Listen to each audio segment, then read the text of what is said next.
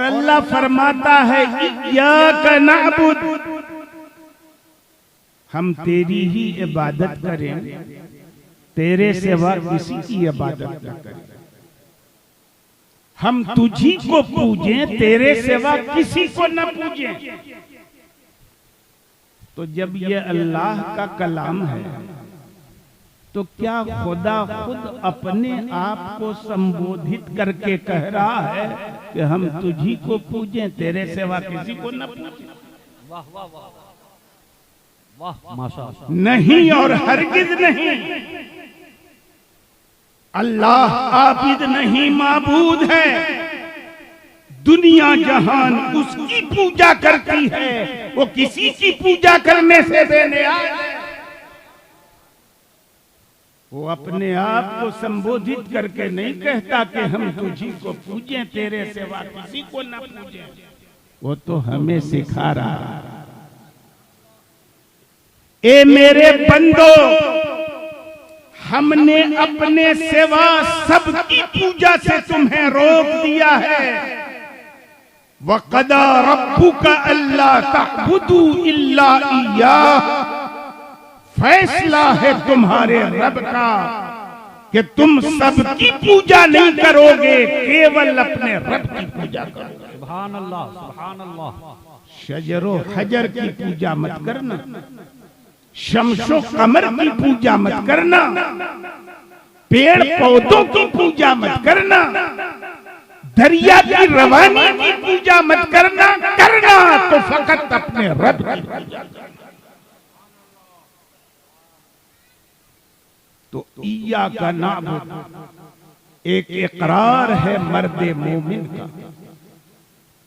जो ये बार बार करता है, हर बार करता है।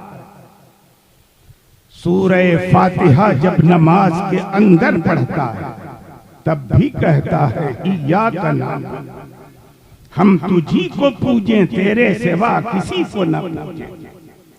सूरह फातिहा जब नमाज के बाहर पढ़ता है तब भी कहता है इय्याका नअबुद, हम तुझी को पूजें, तेरे सिवा किसी को न पूजें। और यही सूरह फातिहा जब अल्लाह वाले के मज़ार पे पढ़ता है तब भी कहता है इय्याका नअबुद। देखने वालों धोखा मत खाना, हम कब्र पे खड़े होके कब्र की पूजा नहीं कर रहे हैं। यहाँ भी हमारा खुला ऐलान है इय्याका नअबुद, हम तुझी को पूजे, तेरे सिवा। वाह वाह वाह वाह, सुभान अल्लाह। लेकिन ढेर सारे लोगों को, हम सुन्नियों और बरेलियों के इस इकरार में शुबा हो, और वो हमारे विरुद्ध प्रचार नहीं दुष्प्रचार करते हैं कि ये सुन्नी बरेलवी मुसलमान बार बार इकरार तो करता है हम तुझी को पूजें, तेरे सिवा किसी को न पूजें, मगर ये तो कदम कदम पे गैरुल्लाह की पूजा करता है, कब्र पुजवा। कहते हैं कि नहीं कहते हैं? लाहौल तो हम भी पढ़ते हैं, हम उनकी बात करते हैं कि नहीं? कहता है कि कब्र पुजवा है।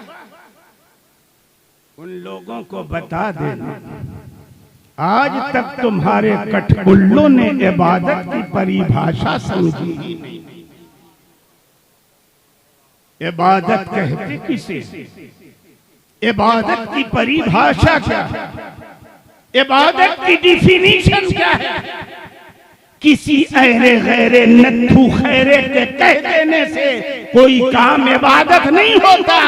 इबादत की बड़ी भाषा जिस काम पे फिट बैठे दी वही इबादत। हमने कब्रों पे फूल डाल दिया, तुमने फतवा झाड़ दिया कब्र पुजवा है। क्या कब्रों पे फूल डालने का नाम इबादत है? नहीं और हरगिज़ नहीं। कब्रों पे फूल डालना कब्रों की पूजा और इबादत नहीं। अरे ये तो अपने अस्ल के एतबार से हमारे नबी की सुन्नत है। बेइश्क़ मोहम्मद जो पढ़ाते हैं बुखारी, आता है बुखार, उनको बुखारी नहीं आती। बेशक बेशक। सुनो बुखारी की हदीस,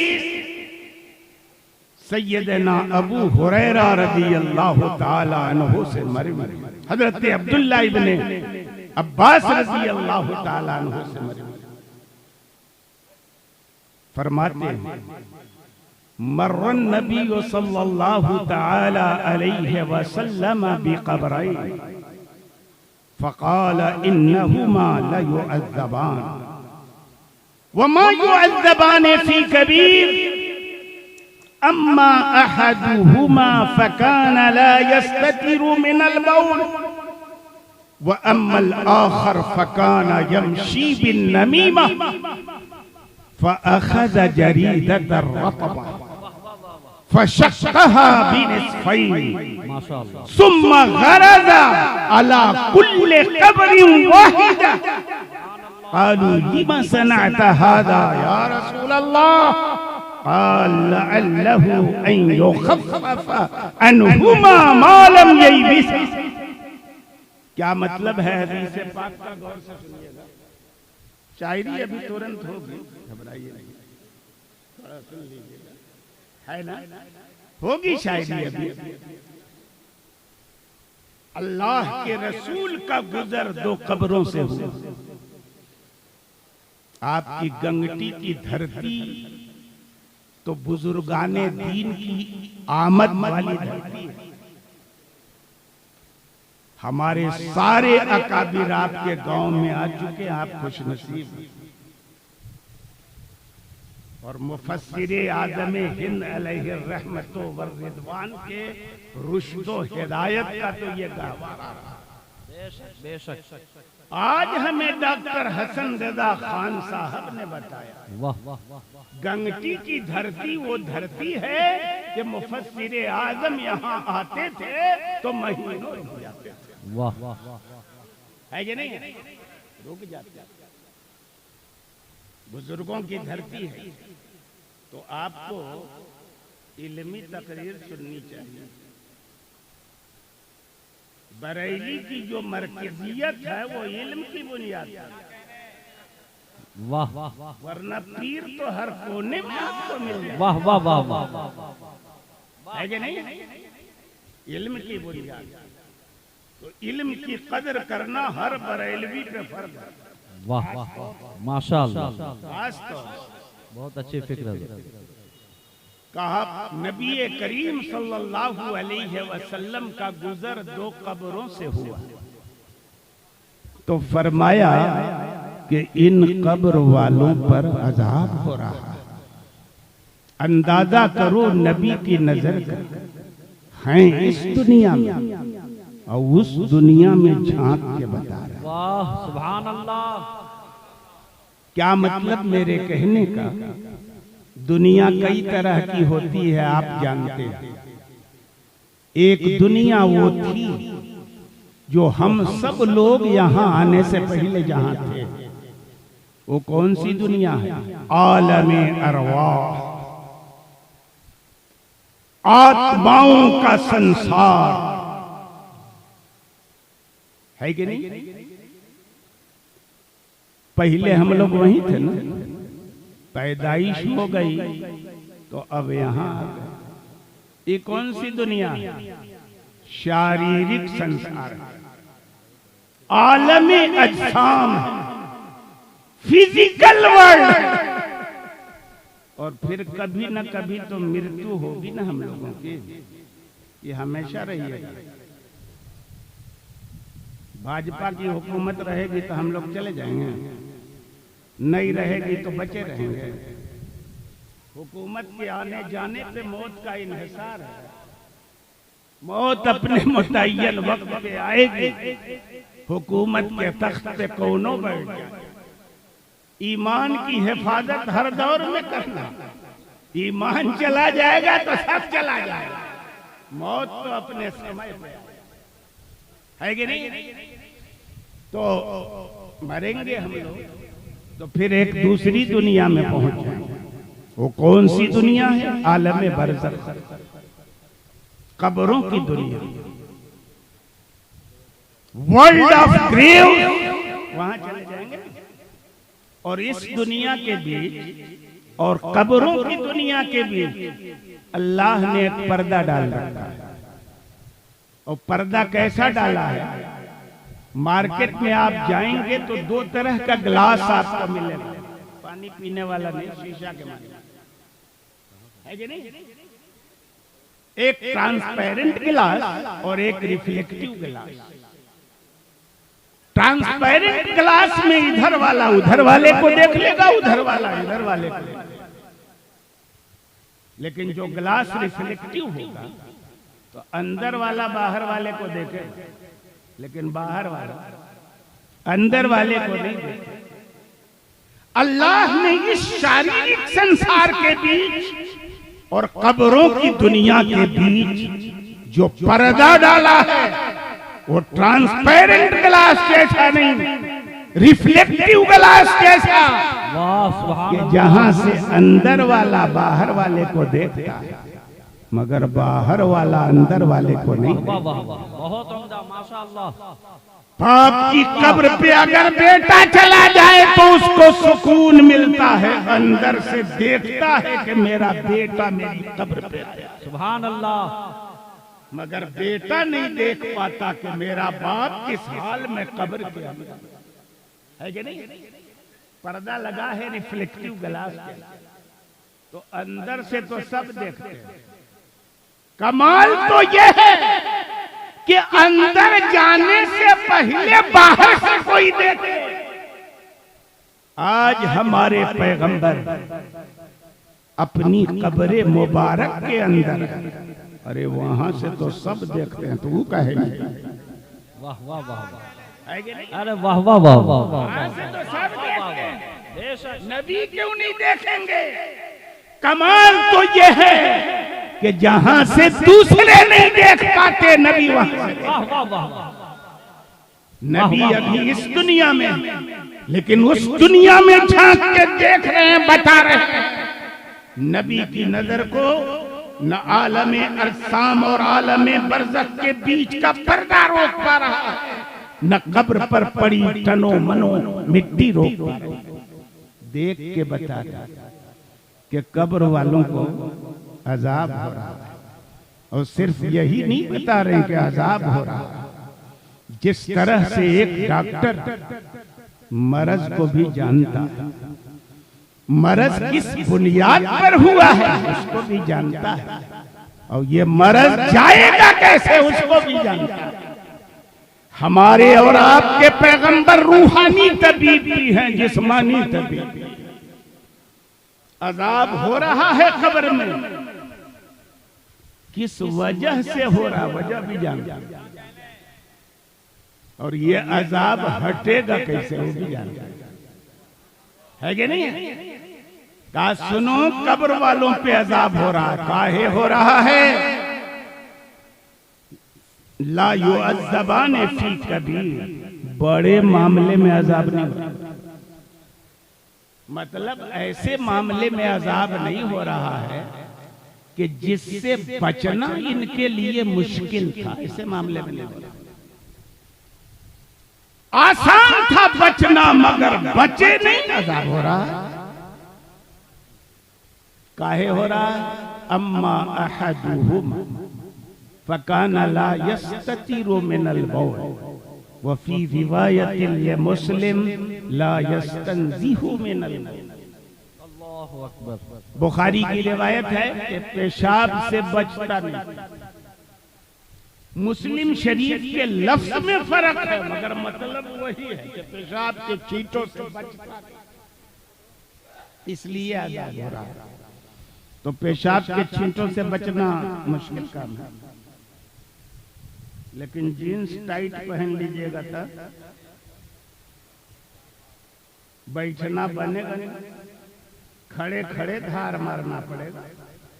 अब ऐसा करेंगे तो पड़ेगा, और पड़ेगा तो याद रखिएगा कब्र का अजाब आपकी प्रतीक्षा में है।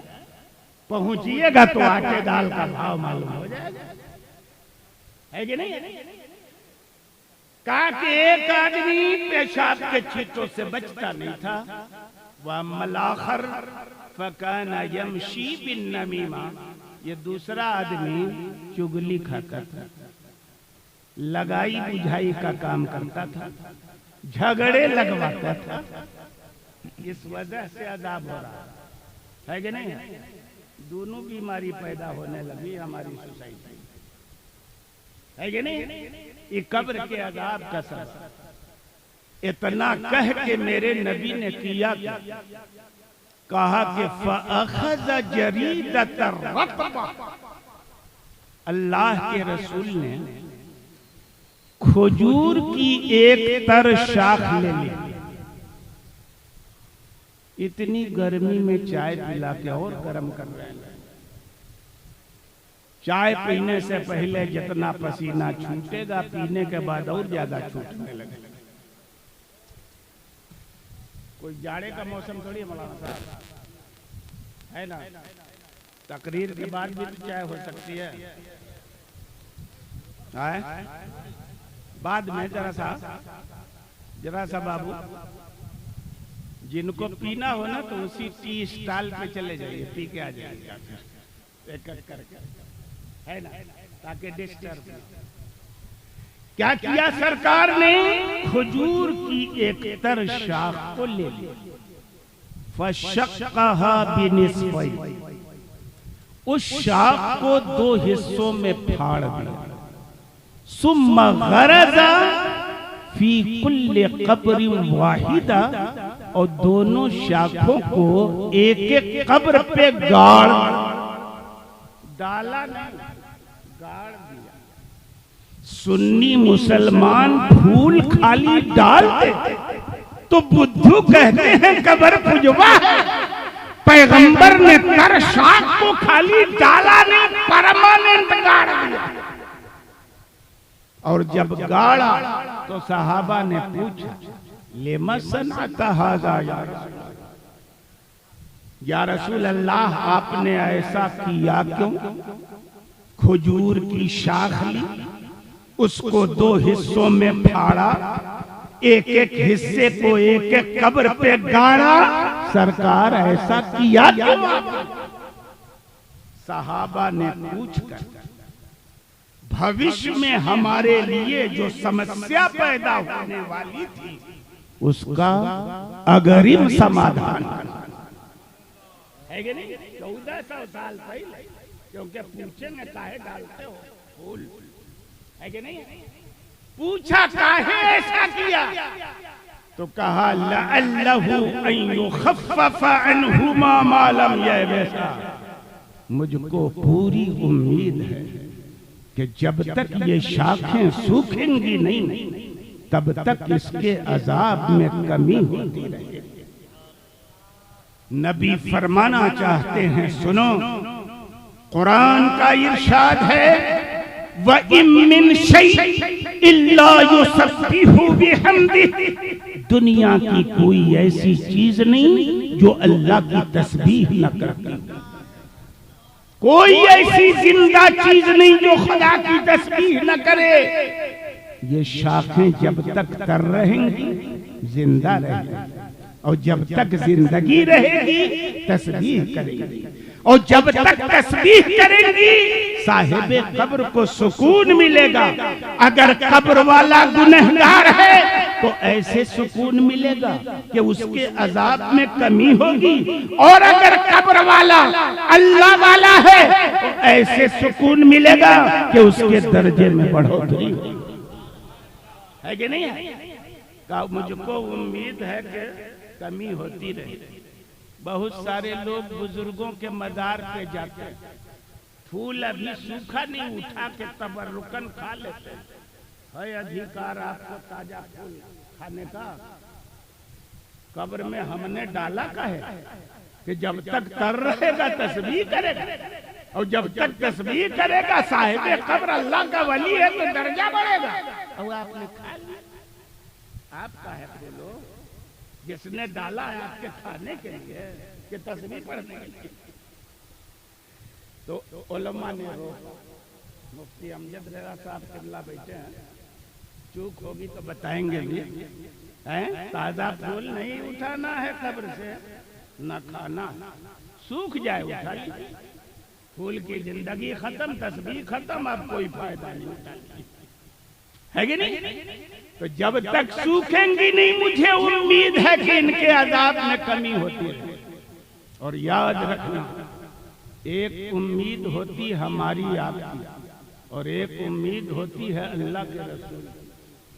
वो क्या कहते हैं, मुझको उम्मीद है कि जब तक सूखेगी नहीं शाख तब तक अज़ाब में कमी होती है। अल्लामा ज़ुरक़ानी अलैहिर्रहमा लिखते हैं, अर्रजाउ मिनल्लाहि व रसूलिही लित्तहक़ीक़। हमारी उम्मीद केवल उम्मीद होती है, पूरी हो भी सकती है, नहीं भी हो सकती, लेकिन अल्लाह रसूल की जो उम्मीद होती वो तहकीक के लिए होती है। उम्मीद हो गई तो हो गई। नबी कहते हैं मुझको उम्मीद है अज़ाब में कमी होगी, तो ऐसा नहीं है कि हो भी सकती है, नहीं भी हो सकती है। डाल दिया कब्रों पे शाख तो कब्र वालों के अज़ाब में कमी हो गई, जब तक सूखेगी है कि नहीं है? तो कुछ लोग कहते हैं कि अरे आप लोग उलूल जुलूल दलील देते हैं, कब्र वालों के अज़ाब में कमी नबी की दुआ की बुनियाद पर हुई थी, खजूर की शाख डालने की बुनियाद पर नहीं हुई थी। उन बुद्धुओं से कहना हमको नबी की दुआ से इनकार है। अरे हम लोगों का अकीदा नबी की दुआ के बारे में वो है जो इमाम अहमद रज़ा फाज़िले बरेलवी ने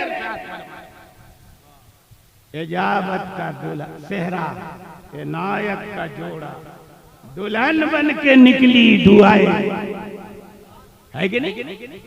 नबी की दुआ की बड़ी शान। अगर साहिबे कब्र के लिए अगर नबी अपनी मुबारक ज़बान को जुम्बिश दे दें तो कब्र का अज़ाब उठेगा नहीं उठेगा? अरे दुआ तो नबी की बहुत बड़ी चीज है। किसी की कब्र पे अगर अल्लाह के महबूब अपना पैर रख दे, है कि नहीं, अज़ाब हटेगा कि नहीं हटेगा? पैर की भी बात छोड़ो, अपना नालैने मुबारक रखते हैं तो कब्र का अज़ाब क्या है, हश्र का अज़ाब हो जाएगा।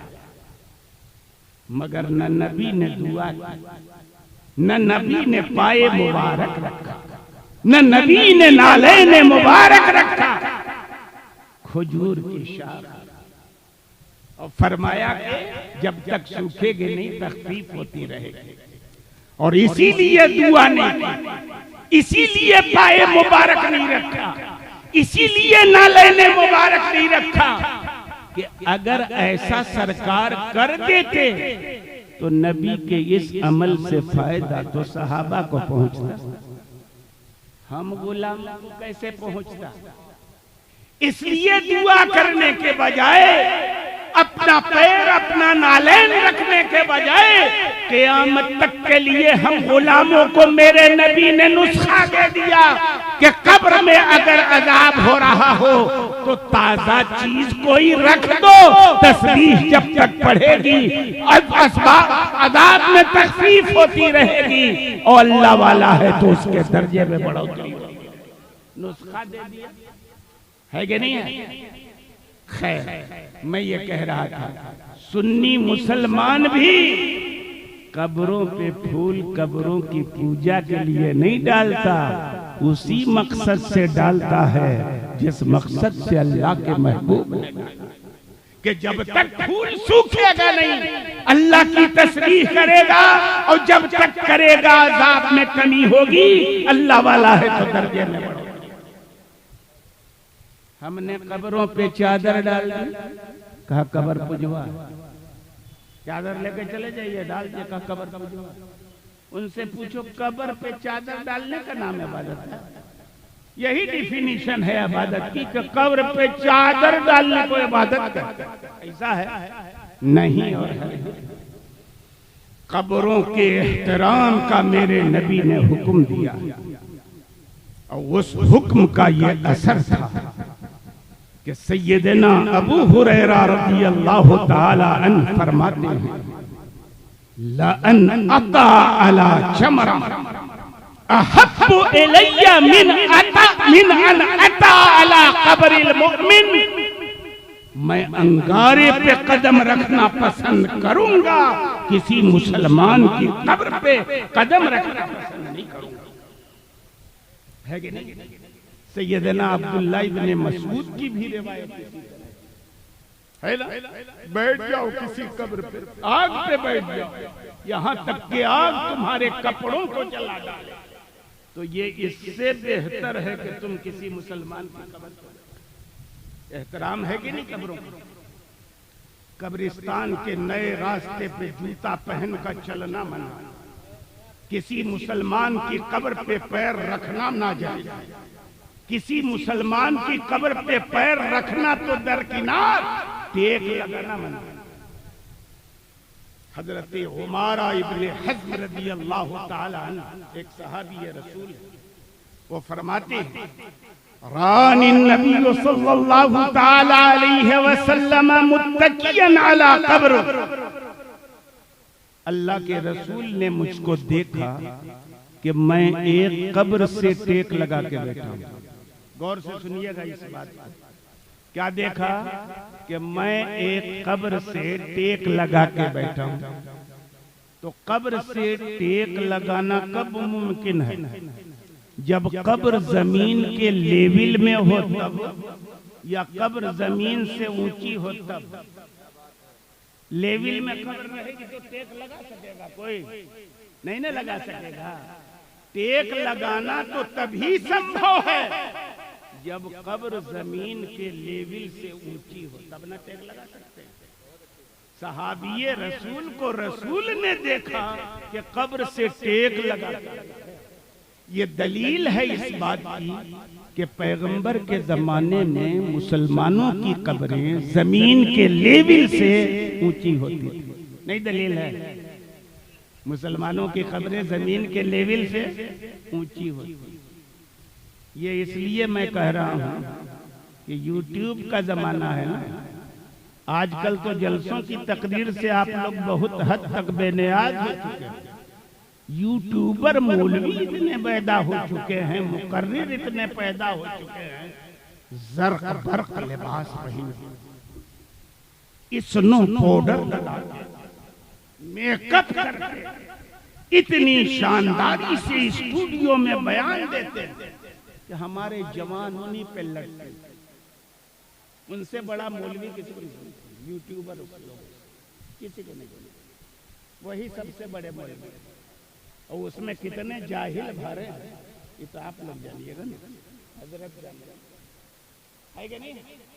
कितने जाहिल भरे हैं उसमें, जुब्बा कुब्बा लगा के पगड़ी बांध के, अल्लाह से डर जानता है। मैं अर्ज करना चाहता हूँ, मुसलमानों की कब्रें नबी के जमाने में जमीन के लेवल में नहीं होती थी, उगती होती। ये कहना इसलिए है कि एक हुआ करते थे यहाँ पर डॉक्टर साहब, आजकल नहीं है, मलेशिया में, यहाँ नहीं है, आप लोग जानिए। बड़ी जोर शोर से उनकी तकरीर होती थी पीस टीवी पे, है कि नहीं? अल्लाह के रसूल ने हुक्म दिया था हजरत अली को कि अगर कोई ऊंची कब्र देखना तो उसको बराबर कर देना, और अगर कोई बुत देखना तो उसको मिटा देना। है भी मुस्लिम शरीफ की हदीस। हदीस के अल्फाज हैं, अन अबिल हज्जाजिल असदी अन्नहु क़ाल क़ाल ली अली अला अबअसुका अला मा बअसनी रसूलुल्लाह सल्लल्लाहु तआला अलैहि वसल्लम। अल्लाह क्या है? अजीदा क़ब्र मुशरिफन इल्ला सफ़ैतु वला तिमसालन इल्ला तमस। हजरत अबू हय्याज असदी जो हजरत अली इब्ने अबी तालिब करमल्लाहु ताला वजहुल करीम के आजाद करदा गुलाम। वो कहते हैं कि मुझसे हजरत अली ने इरशाद फरमाया, ए अबू हय्याज असदी, क्या मैं तुम्हें उस मुहिम पे रवाना न करूं जिस मुहिम पे अल्लाह के रसूल ने मुझको रवाना किया था। और वो मुहिम ये थी कि मैं किसी ऊंची कब्र को पाऊं तो उसको बराबर कर दूं लेवल में जमीन के, और किसी बुत को देखूं तो मिटा डाल, है कि नहीं। इसी हदीस की बुनियाद पर ये लोग कहते हैं कि कोई भी कब्र जमीन के लेवल से ऊंची नहीं होनी चाहिए।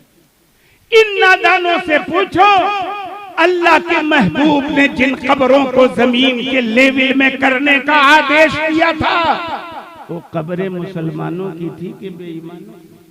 किनकी कब्र? मुसलमानों की थी कि बेईमानों की थी? बुत मुसलमान की कब्र पे गड़ा होता है कि काफिर की कब्र पे गड़ा होता है?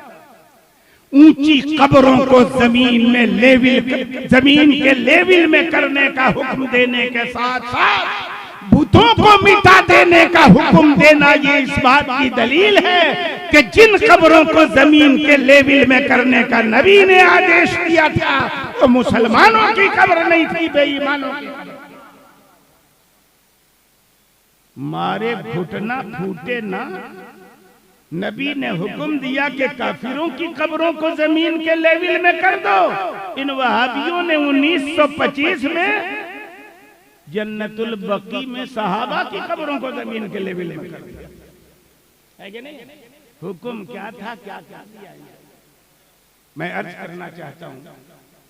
कहते हैं साहब ये रसूल हजरत उमर इब्ने हज़्म कि मुझे सरकार ने देखा कि मैं कब्र से टेक लगा के बैठा, तो क्या फरमाया, ला तुज़े साहिबा हाज़ल कब्र वला यूज़ीक, कब्र वाले को तुम तकलीफ मत पहुंचाओ और कब्र वाला तुम्हें तकलीफ न पहुंचाए। यानी दोनों तरफ से गड़बड़ हो सकता है।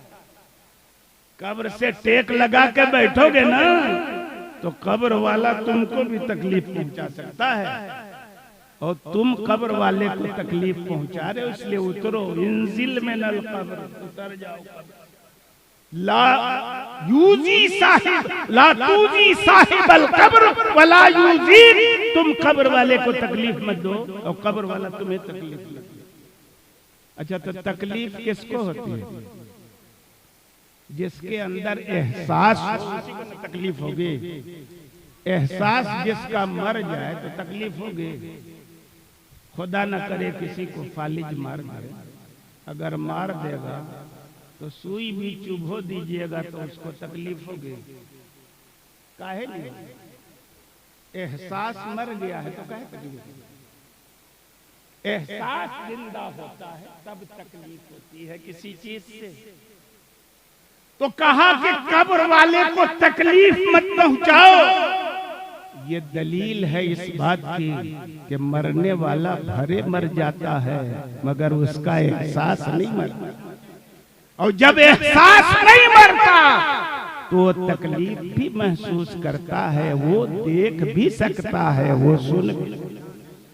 एहसास मरा नहीं तो देख भी सकता है, सुन भी सकता है, सूंघ भी सकता है, सब कुछ कर सकता है कि नहीं? एहसास मरा नहीं। अगर एहसास मर जाता तो पैगंबर काहे को फरमाते कि तुम कब्र वाले को तकलीफ मत पहुंचाओ। कब्र वाला अंदर से देखता है कि नहीं देखता है? सुनिए मुस्नदे इमाम अहमद इब्ने हंबल की हदीस, उम्मुल मुमिनीन आयशा सिद्दीका रज़ियल्लाहु ताला अन्हा से मरवी है। वो फरमाती हैं, कुन्तु अदखुलु फी बैती अल्लज़ी दुफिना फीहि अबी व ज़ौजी फअदउ सौबी फइन्नहुमा ज़ौजी व अबी फलम्मा दुफिना फीहि माअहुमा उमर फवल्लाहि मा दखलतु हत्ता क्या है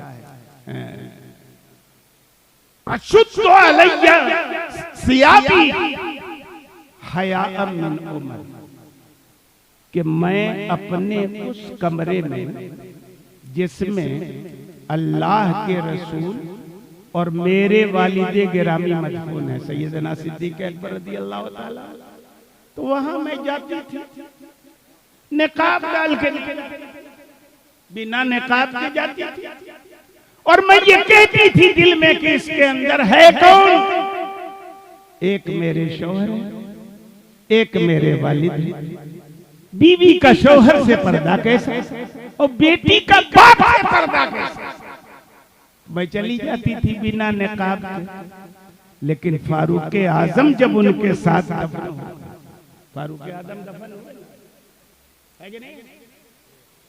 फारूक आजम ने अपने विसाल से पहले अपने बेटे को वसीयत की थी कि जाओ उम्मुल मोमिनीन आयशा सिद्दीका रज़ियल्लाहु ताला अन्हा के पास और उनसे कहना कि उमर रसूलुल्लाह और सिद्दीक़ अकबर के पहलू में दफन होना चाहता है, अगर वो इजाजत दे दें तो मुझे वहां दफन कर देना, और न दे तो जन्नतुल बकी।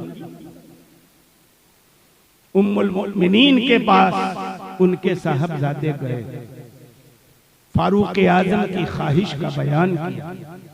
उम्मुल मोमिनीन ने इरशाद फरमाया कि वो जगह तो मैंने अपने लिए रखी, मगर मैं अपनी आरज़ू को उमर फारूक की आरज़ू पे कुर्बान करती हूँ, मैं इजाजत देती हूँ उनको। मदफून हो गए फारूक आजम। उम्मुल मोमिनीन फरमाती है कि जब मेरे वालिद और अल्लाह के रसूल के साथ उमर फारूक भी मदफून हो गए, तो कसम है अल्लाह की मैं उस हुजरे में दाखिल नहीं होती थी, मगर ये कि मैं अपने आप को कपड़ों में लपेट लेती थी, और इसलिए ऐसा करती थी कि मुझको उमर से हया। अगर उम्मुल मोमिनीन का ये अकीदा नहीं होता कि फारूक आजम कब्र के अंदर से मुझे देख सकते हैं, तो क्या जरूरत थी ये पापड़ बेलने? क्या जरूरत? उनका अकीदा था कि मौत के बाद भी फारूक आजम मुझे अंदर से देख रहे है कि नहीं? एहसास जिंदा है तभी तो देख रहे है कि नहीं है? और जहां तक सुनने की बात है, बड़ी मशहूर है हदीस पाक बुखारी शरीफ की। सन 2 हिजरी में जंगे बद्र हुई, 313 मुसलमान, मुकाबले में 1000 कुफ्फार का लश्करे जर्रार। अल्लाह ने फरिश्तों की जमात उतार दी अपने महबूब और महबूब के जानेसारों की हिमायत के लिए, उतार दी ना। कितने मुसलमान शहीद हुए? केवल 14। जंगे बद्र में इधर 313, उधर 1000, कितने शहीद हुए? 14, और उनके 70, यानी एक तरफ एक के मुकाबले में 5 उधर, 14 5 70, 5 गुना मरे उधर और 1 गुना शहीद हुए इधर। 70 मारे गए और 70 कैद कर लिए गए, बाकी भाग गए, है कि नहीं? अल्लाह के रसूल का यह दस्तूर था कि जब किसी कौम पर इनको फतह होती तो 3 रोज वहां क़याम फरमाते। जंगे बद्र में जब अल्लाह ने फतह अता फरमाई अपने महबूब को, महबूब के जानेसारों को, तो 3 दिन नबी ने वहां क़याम फरमाया। तीसरे दिन उस गड्ढे पर तशरीफ ले गए जिसमें कुफ्फार की लाशें थी, वहां गए और एक एक का नाम लेके पुकारा। अबू जहल, अतबा, शैबा, वलीद, रबिया, नाम लेके पुकारा और कहा फ़इन्ना क़द वजदना मा वअद रब्बुना हक़्क़ा फ़हल अंतुम वजदतुम मा वअद रब्बुकुम हक़्क़ा। कि ए अबू जहल, ए अतबा, ए शैबा, ए रबिया, ए वली, अल्लाह ने हमसे जिस बात का वादा किया था हमने तो पा लिया ना। अल्लाह ने वादा किया था महबूब अपने जानिसारों के साथ निकलो, आसमान से फरिश्तों की जमात हम तुम्हारी हिमायत में उतार देंगे। उतर गई जमात, फतह मिल गई, है कि नहीं है? अल्लाह ने तुम लोगों से वादा जो किया था वो पाए तुम लोग के नहीं।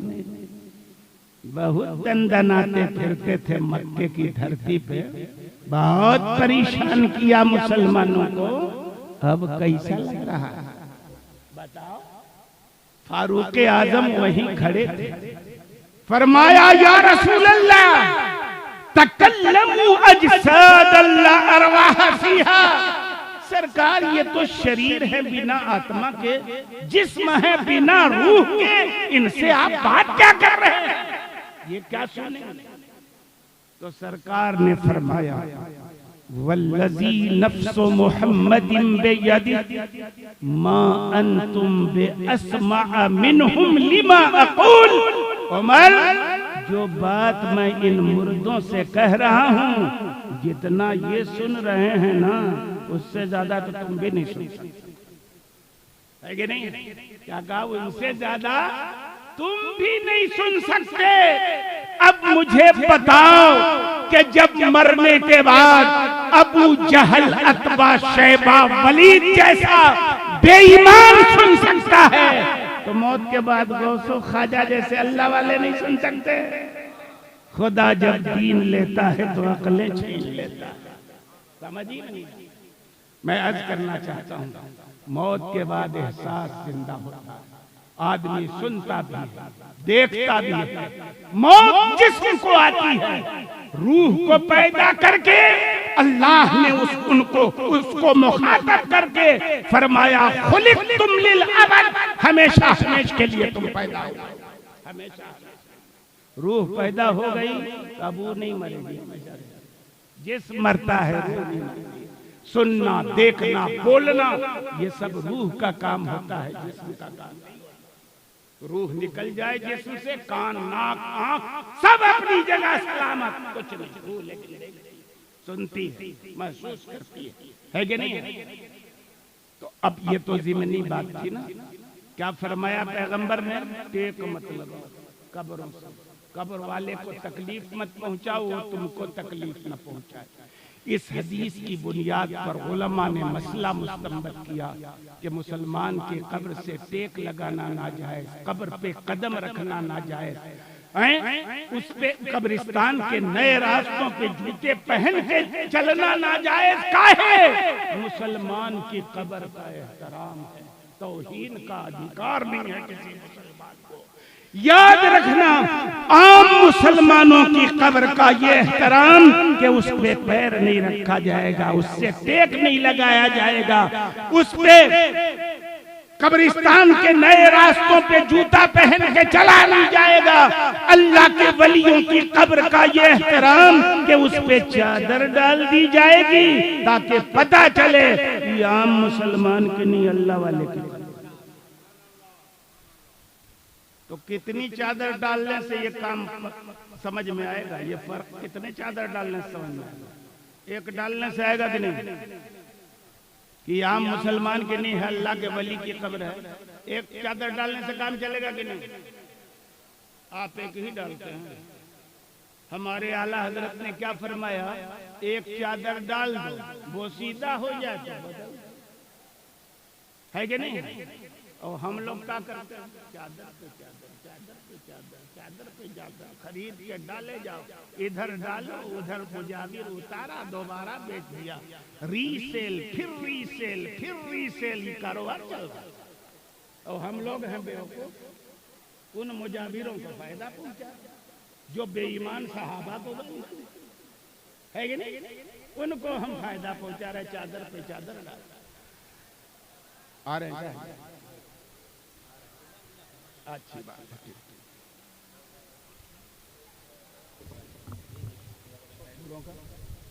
जी जी, हाँ हाँ, सही बात।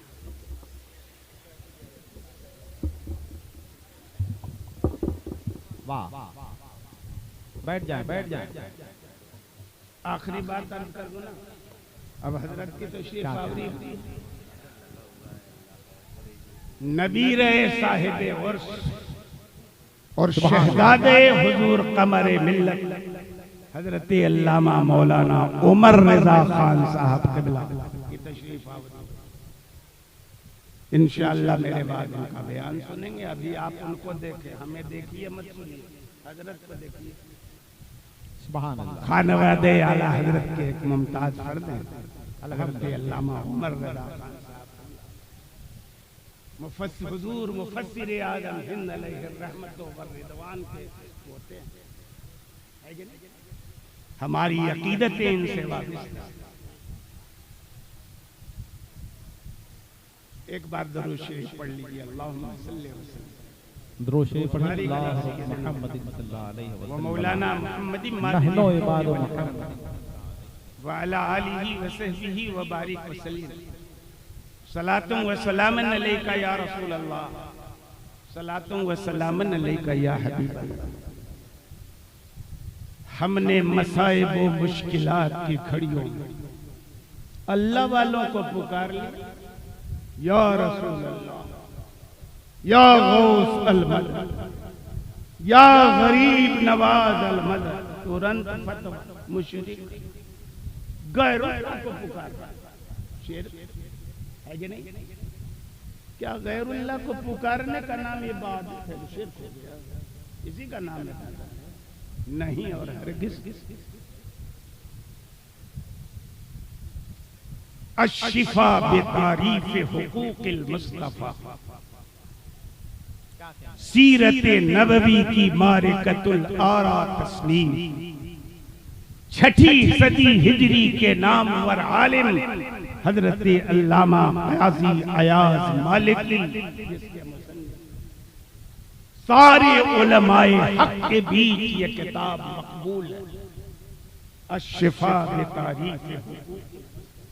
क्या हुआ? पंखा लगा रहे हैं, बहुत अच्छा काम कर रहे हैं, अल्लाह जज़ाए खैर का। उसमें एक रिवायत है कि इन नबना उमर खदीरत रिजला फकील लहू उज़कुर अहब्बन नासी इलैक फसाह या मुहम्मदा फंतशर। कि हजरत अब्दुल्ला इब्ने उमर रदी अल्लाह ताला अन्हु का पाए मुबारक सो गया, बेजान सा हो गया, सो गया, तकलीफ होने लगी। तो फकील लहू, उनसे कहा गया। तो हजरत इब्ने उमर तो मशहूर साहबी हैं, उनसे कहने वाला कौन हो? या तो साहबी होंगे या कम से कम ताबी, कि तीसरा कोई हो सकता। और ये बुद्धू लोग भी कहते हैं कि खैरुल कुरून में जो हो गया वो बिदअत। हम लोग नहीं कहते, हम लोग तो बिदअत उस नए काम को कहते हैं जो नबी के जमाने में न हुआ हो और कुरान और सुन्नत के उसूल से मुतसादिक, तब न बिदअत हो जाए। कि खाली नया काम हो जाए तो बिदअत हो जाए। किसके जमाने में ये बात कही जा रही है? सहाबी रसूल से कही जा रही। कहने वाले कौन है? या तो सहाबी है, तीसरी कोई सूरत ही नहीं। क्या कह रहे हैं? उज़कुर अहब्बन नासी इलैक यज़लन, लोगों में सबसे ज्यादा प्यारी शख्सियत आपकी नजर में जो भी हो, आप उसको याद कर लीजिए, ठीक हो जाए। है कि नहीं? आप उसको याद कर लीजिए, ठीक हो जाए। तो सहाबा की नजर में रसूलुल्लाह की शख्सियत से भी ज्यादा प्यारी किसी की शख्सियत है। तो जब उनको कहा गया कि सबसे प्यारी शख्सियत जो आपकी नजर में हो उसको याद कर लीजिए, ठीक हो जाए। ये सोया हुआ पैर जाग जाए।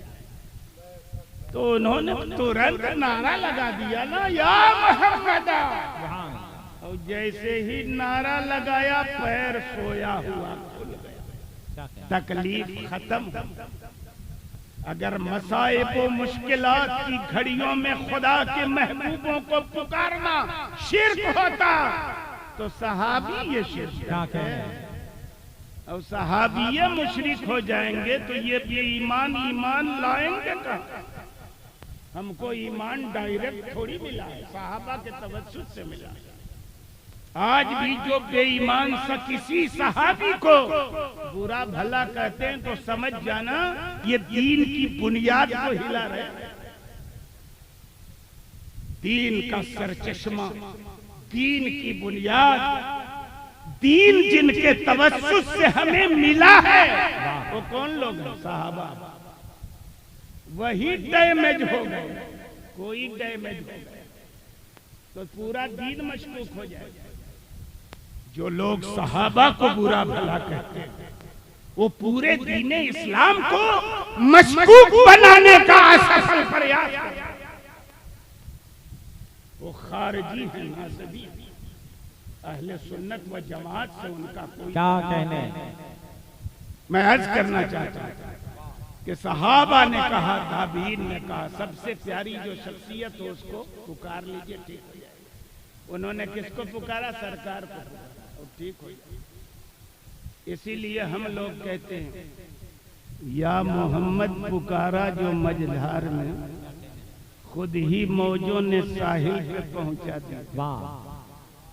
और जो समझता नहीं उनको मुख्तारे कुल, वो अगर डूब जाए तो मैं क्या कर सकते हैं? क्या कहने, जिंदाबाद है कि नहीं? नारे तकबीर, नारे रिसालत, मसलके आला हजरत। डूब जाओ, मर जाओ, खप जाओ, है कि नहीं? हम तो मालिक के कुल समझते और हर मुश्किल घड़ी में रसूलुल्लाह का नारा लगा, और जो जलते हैं उनको खूब जलाते हैं, क्योंकि सरकारे आला हजरत ने यही हमको सिखाया, गैर से जल जाए बेदीनों के दिल, गैर से जल जाए बेदीनों के दिल। या रसूलुल्लाह की कसरत कीजिए, जितना शिर्क कहे उतना या रसूलुल्लाह, गैर से जल जाए बेदीनों के दिल। तो इबादत इन चीजों का नाम नहीं ना, और इन्हीं चीजों की बुनियाद पर ये बेईमान हमको कहते कब्र पुजवा, तो समझे ही नहीं इबादत किसको कहते हैं। तो तकरीर का दूसरा चैप्टर रह जा रहा है, वो कभी हो जाएगा, पूरा जिंदगी रही तो, है ना? आज पूरा नहीं करेंगे वरना देरी हो जाएगी, है ना? देरी हो जाएगी। लेकिन ये तो पता चल गया कि इन चीजों का नाम इबादत नहीं है, और इन्हीं चीजों की बुनियाद पर बेईमान हम पर कब्र पुजवा होने का इल्जाम। इन सब चीज का इबादत नाम नहीं है, इबादत किसी और चीज का नाम। जिंदगी रही तो फिर कभी बताएंगे, अगर आए तो, है ना? हयात रही तो अल्लाह रब्बुल इज्जत हमारी इस मुख्तसर सी गुफ्तगू को कबूलियत के शरफ से नवाजे, और हम तमाम मुसलमानों को अकीदे हक्का, अकीदे अहले सुन्नत व जमात अल मारूफ व मसलके आला हजरत पर जिंदगी की आखिरी सांस तक कायम रखे। आमीन व आखिर दावाना अनिल हम्दुलिल्लाह।